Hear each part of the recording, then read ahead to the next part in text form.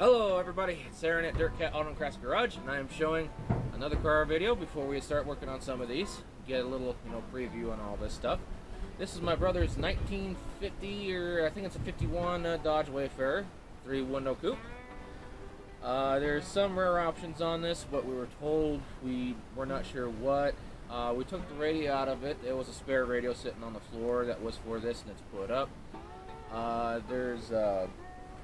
I'm thinking, since I was looking at stuff more, it's like an aftermarket moon/sun visor that would go right here.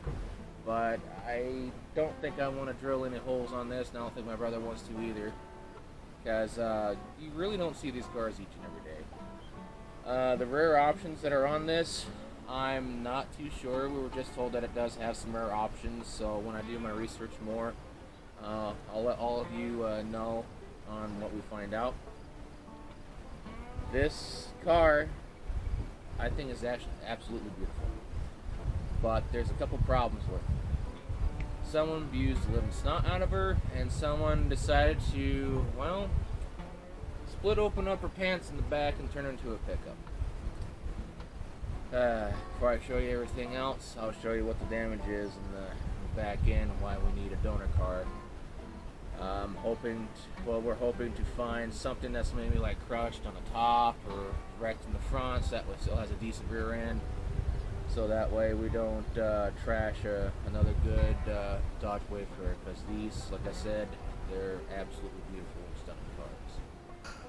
When I was sitting down in the junkyard, 51 Dodge save, because this is darn near complete except for rear end. Yeah, I still got some fencing to finish. It's a good thing this is out too. There. See, look at that. Someone went to the extent of turning it into a pickup. Next year, I'm going to be taking this entire back out. Got it around the post here with the camera. Yeah, because why they did this, I don't know. This could have been an old farmer's car, and they changed it up to something. Got close to some heat source. That thing's just no good. Of course, you have your gas cap right here. There's no cover. It's just out right there. Got to put a lock gas cap on it. Yeah. Luckily, the bumper is not messed up. They just kind of welded it right around that. Yeah. And these have extremely huge trunk spaces in them too. Yeah. Whoever had this, they really tore the britches out of it. As you can see, they took the supports and drilled them out and everything. That was to the back of the car. That was, supporting the bag right here for the trunk and everything. And again, no one did not want to touch this car because of the massive damage here in the back. We could have had this fixed by now, but we can't find no wrecked Wayfarer that'll go over to this year, and we do not want to tear apart another Dodge Wayfarer because they're just too good of a car to just tear apart. As you can see here, they had this type of odd rubber strips going between the fender and the body.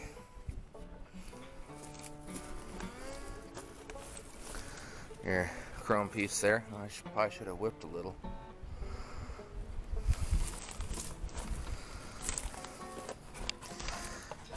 And of course, that's common to see. But we out here, as you can see, Dodge Wayfarer fluid drive.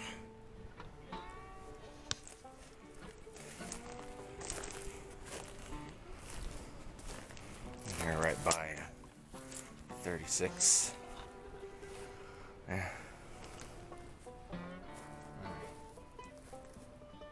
The camera's a little off kilter because it's on a slope. See if I can get my big paws in here. This is where the latch is. because when we rebuild the car, we're going to put one of those modernized hood latches in. Springs were so good on this.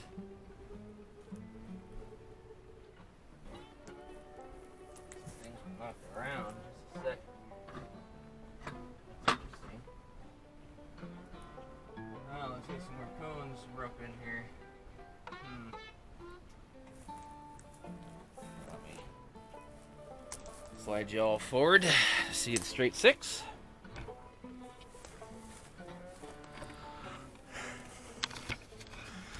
And readjust here.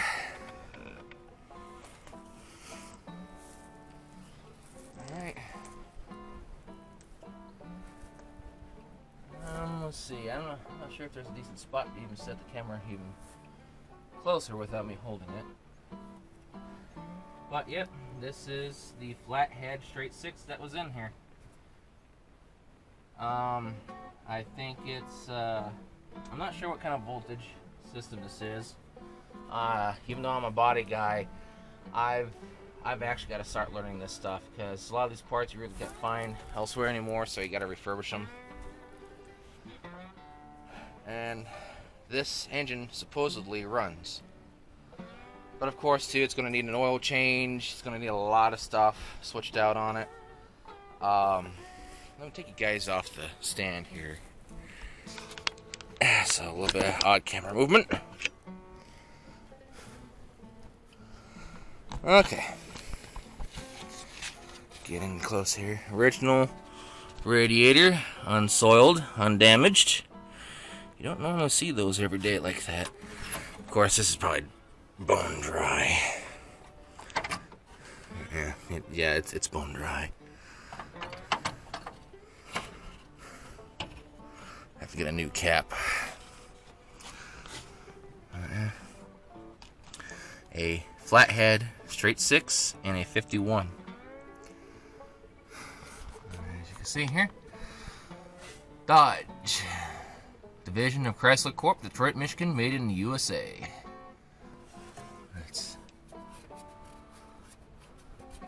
A lot of this stuff is actually well preserved, and I want to clean that up as best as I can without scrubbing off whatever paint's on there when we go in to repaint.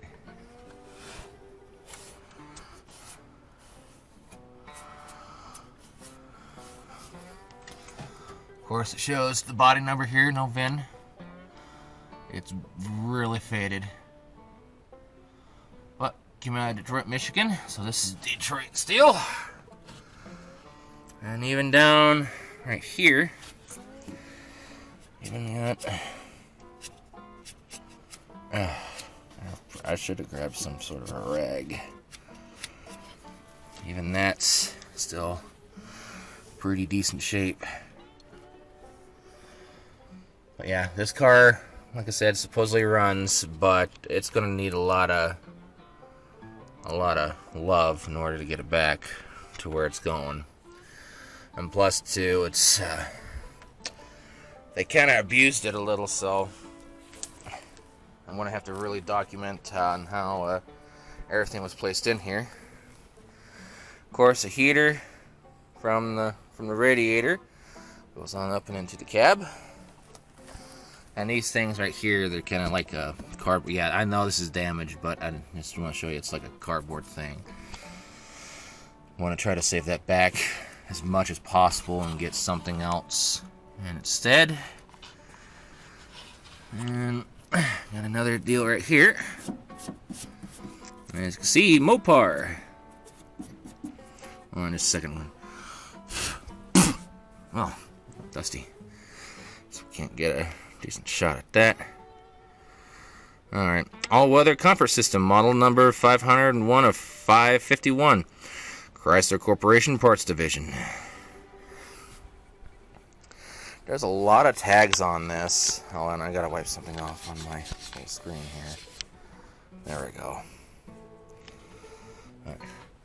There's a lot of tags on this that I really haven't seen anywhere else. Here's a... Oh, tripping over. I think my my brother's horn was missing. Yeah, I don't quite see it, but yeah, right here. Even says on this right here.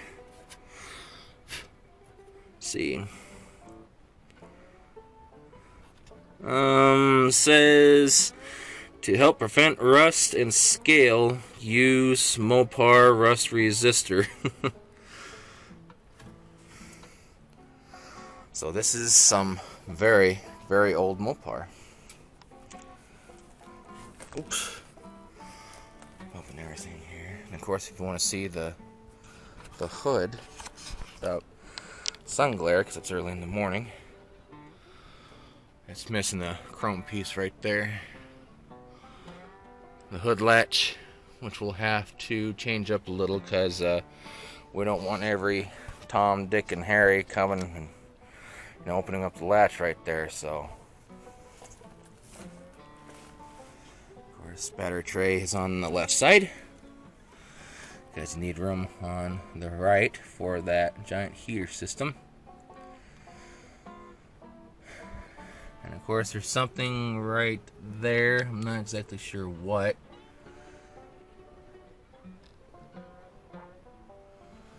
But yeah, this is an extremely straight car. Of course, with the back, really need to find a donor car. Once we do get a donor car that we can, just trash apart, don't have to worry about it, being decent. We'll probably actually work on this immediately, because to me, these kind of style of coupes are actually quite beautiful to look at. Of course, I got some damage right there to fix, but I should be able to fix that and then re-chrome it. Of course, both signal lights on each side are gone. I think those were just flat glass or flat plastic, whatever it was on these. And this was, as you can see, a truck, and it was last on the road on 76. Well, for that license plate at least. That's a Nebraska plate. So, I definitely got to save that. Ooh, just bumped myself pretty good. But I definitely got to save that plate back, because it's an old collector's. But yeah. And it does not, oh, by the way, how that heater is, because there's a mesh on this side. But yeah. It doesn't take much to close these hoods. See, just one hand. Just. I hope that was not too loud. Of course, caked in green. It was green paint. Some of this stuff, but I think that's a different hood altogether.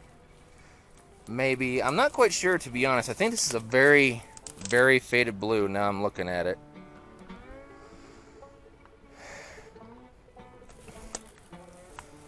Yeah, of course, fluid drive, the chrome on this side, and I just got bit. Ow. On the windshield wiper units on this, they're opposite of one another. With that glass cut very specific. By the looks of it, it's round, it's a flat, but when it comes down right here, it looks like there's a very faint arc on each side. Of course, flat glass would be easy to get, but once we take this out, go to the glass shop. It's like, hey, I need some flat glass cut in this pattern, cut it. It's a shame that this original glass is, broken on each side, because of how they have that set up, because of that bubble there. Before I climb into the cab, because I gotta be careful here, some glass itself. I do believe that is an original rim for this. This particular car takes 14s, because there's 14s Fords on it right now on the front.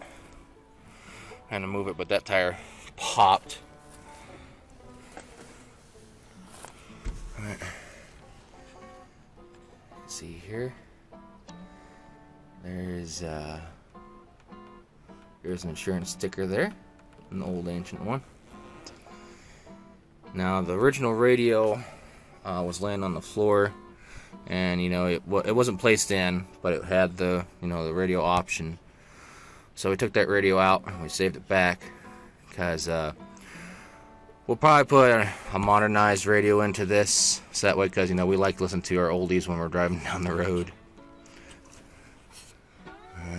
Yeah, that's still pretty decent before I climb in. Of course, headliner and the everything else is gone, but surprisingly enough, that back window just needs to be cleaned because it is mint. I'm surprised that's still in decent shape. And this car has plenty of room in the back of here. Since I'm still a big guy, I can slide the seat pretty far back and do stuff. So, sadly, I can't open the driver's side door because I don't know what's going on with the latch. And what's left of the trunk, I got the hood latch that's left over. I want to see if I actually can't fix this, because I'm going to take the extra step and see if I can't refurbish anything and everything. Because, like I said, I'm a body guy, but I think it's time for me to start learning other stuff, since we got all these old cars. And of course, you have your fan setup right there. That's awesome. That little black lever that you see that's to the left of it I'm pointing at, that's actually for your old vintage AC unit right there. I'm not going to reach over and grab it because I'm holding the camera. But I also have the dome light in there, I think. And what kind of insurance do we got? It's an old auto life insurance sticker.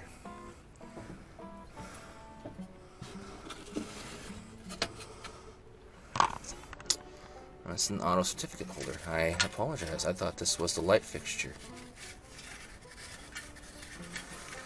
I gotta be careful about that. No, it doesn't want to come out.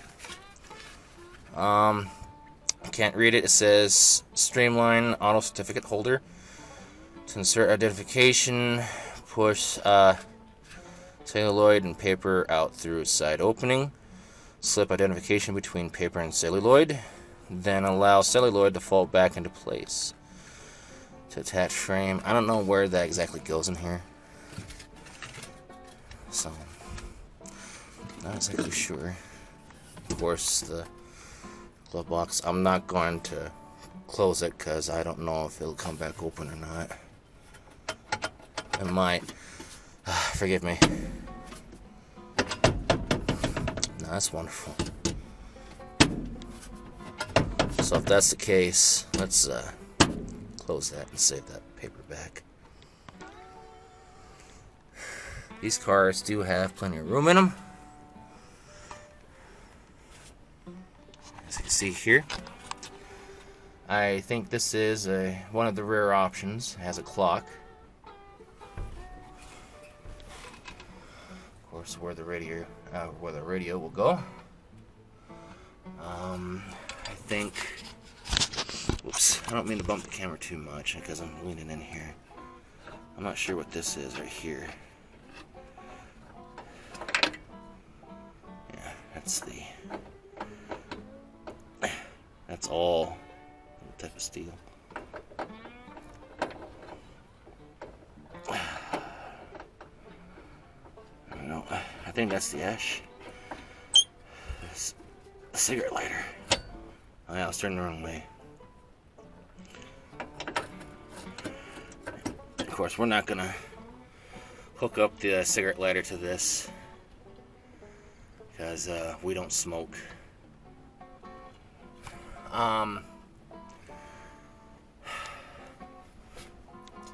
This middle panel does come out, but I think that's just for something else entirely, for like decoration. This has no ashtray, I think. Oh, except for down right here, I believe. Yeah, right here it is. You gotta press really hard for that, which I'm not gonna open.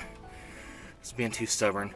I've known some of these models have like a bigger ashtray someplace over here, but this just has the little tiny ashtray right there. Of course, very, very old AAA sticker. I have to try to save that when it comes to time. It says $200 reward for the arrest and conviction of thief. Oh my. Yeah. $200 reward for the arrest and conviction of thief stealing this member's car. Oh my. And $200 back in the day, that was a lot of money. Of course, you have your emergency brake system. You got your panel lights, your wiper, headlights. Yeah, you actually have a separate light for your panels. Going up here. This goes up to 100. This has been flipped, and this has 143,685.4 on it. And you have your voltage, your gas, which I hope you can see okay. And this has the 3-speed on the tree, which I'm not sure on what it is. I think it might be like 4, because right here is first, second, and third, and up would be reverse. I think it's like forward. If not, then I am wrong. Of course, the middle chrome piece of the horn's out, but at least that original unit's right there, so I'll be able to have something to put it back together. I just ripped off. No big deal. And again, there is so much room in this car. And of course, it's open right there to the elements. So, of course, rear view mirror sitting right there, right on the middle bracket for the window.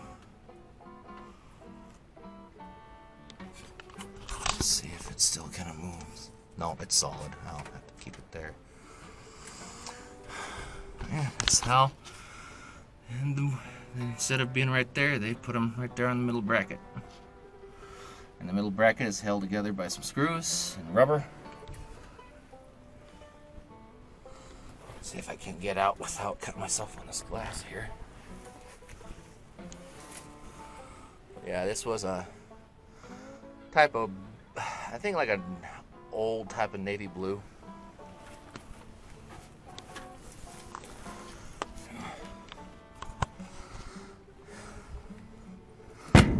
Door closes like a charm almost, but I need a better. There we go. Let's get you guys back on the stand. So there you all have it. A little peek at my brother's 1951 Dodge Wayfarer coupe. I always said that I done buying cars, but to be honest, if I could find another one just like this, same year, same model, I'd probably grab it, and I'd probably modernize it. I know some people may not like that, but to me, there's plenty of room in the engine compartment, and there's quite a bit of stuff in the interior, you know, put things at.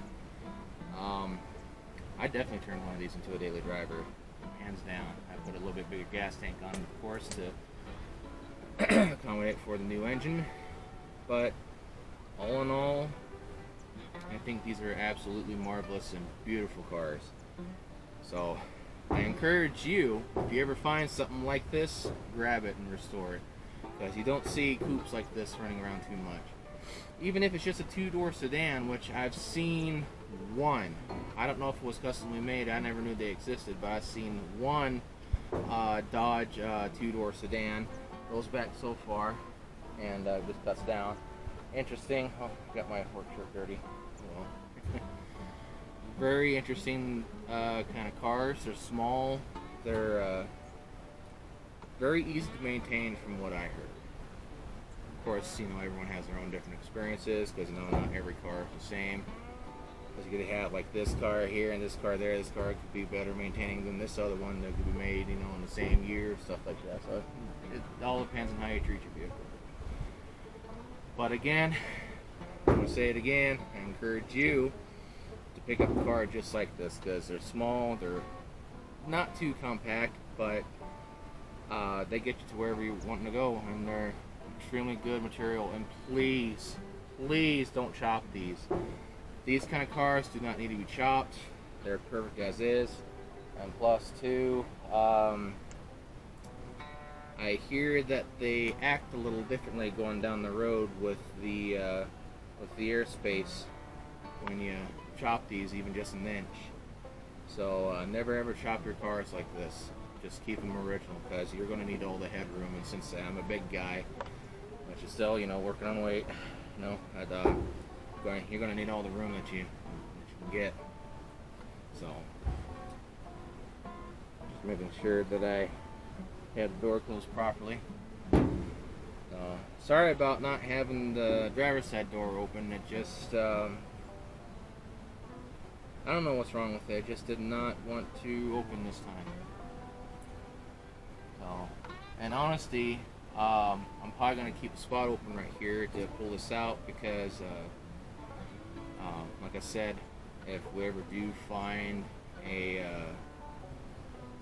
donor car for the back, unless if Dodge or some company decides to bring a reproduction body out that's the same, you know, same kind of design as this, we'll take it and we'll chop it and we'll fix the back, and you'll probably actually see us driving around in this. Because there ain't much to really restore in this. It's not a 12-volt system. I don't think it's a 12-volt system. But not much else to really say. Just again, for the third or fourth final time, I encourage you to pick up a car just like this, because you really can't find them at all anymore. That's why we're having a hard time finding the donor car. I'll end the video there before I ramble on, before I start sweating, pouring up a storm, because it's starting to get hot. Because I got some other things to do. So, if you like this video, give a thumbs up. But if you hate this video, give a thumbs down. I don't care. You're my viewer. You're my critic. Rate me and my brother to however you want. And if you want to see more videos in the future, click that subscribe button. And also, too, click that bell alongside the notification bell, or else you probably won't even see anything uploaded from us. That's how YouTube's algorithm works. Well, I got some things to do. Some stuff to move around. And hopefully the property will be cleaned up this month and into next. That way it doesn't look like a hellhole anymore. And with that trailer hopefully gone in next year or two, because that's nothing but an eyesore. But it's doing its job for security storage. Hey, we're redneck. I don't care. I'm just getting tired of looking at that damn trailer. So this is Aaron at Dirt Cat Auto and Crafts Restoration. Dirt Cat Auto and Crafts Garage. I don't know why I said restoration. Well, I'm thinking about restoration because of this. I always got cars in the market anymore. So y'all have a good one now. Take care. Stay safe. Stay sane. Please stay sane in these very odd and interesting and very political times. Things are kind of bizarre anymore. But anyways, y'all have a good one now. Take care.